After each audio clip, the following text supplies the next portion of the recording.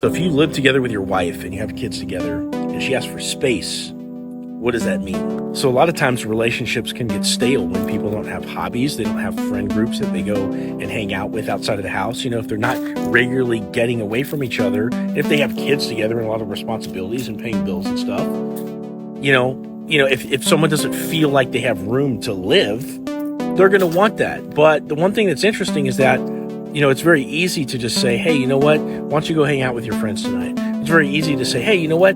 I'd like a day at the spa. But when you start asking for space, that's a little bit suspect, because what somebody's really asking for when they ask for space is a lack of accountability, a lack of emotional connection, and, checking up with each other for a certain period of time.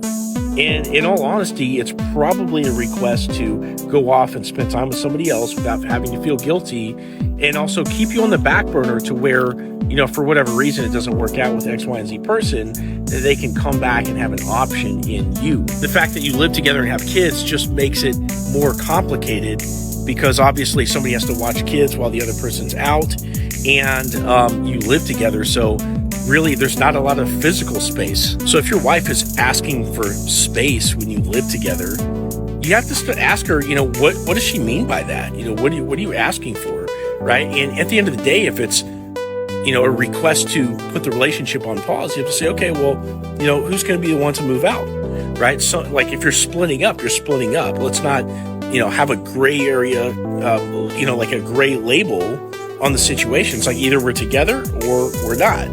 Because it's really instructive if you're not together, like what you should do next, right? Of course, if you're not together and now all of a sudden you're single, you should be dating other people, right? Especially if you have kids together, you might want somebody to help you raise those kids. You are going to want companionship that you're no longer getting from your wife.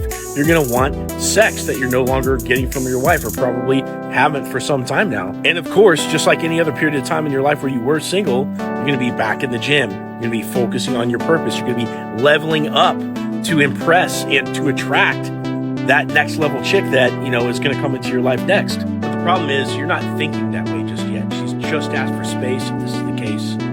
And you really just want your person back. You want them over with your kids back. And, you don't necessarily want to go date other people, but you can't sit around and wait for somebody to make up their mind about you. So at the end of the day, if your partner, your wife, asks for space, or you're living together and you even have kids, you need to clarify, that either you're together or you're not, right? You're not seeing other people. And if you're not together, go start seeing other people.